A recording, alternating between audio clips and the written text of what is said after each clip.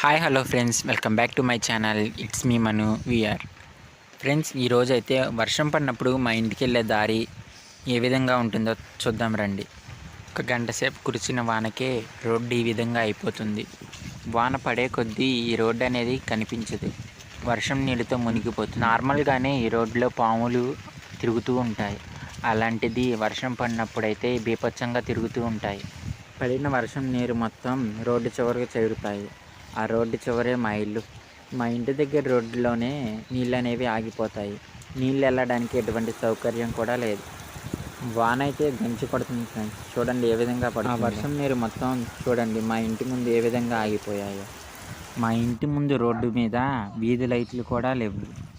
వర్షంలో నైట్ పూట బయటికి వెళ్ళాలంటే చాలా జాగ్రత్తగా ఉండాలి. వర్షం ఆగిపోయాక మా ఇంటి ముందు కానీ మా రోడ్డు మీద కానీ ఏ విధంగా నీళ్ళు అయితే ఆగిపోయినాయో చూడండి ఫ్రెండ్స్. ఈ నీళ్ళు ఎండిపోవాలంటే 2 రోజులు కన్ఫామ్గా పడుతుంది.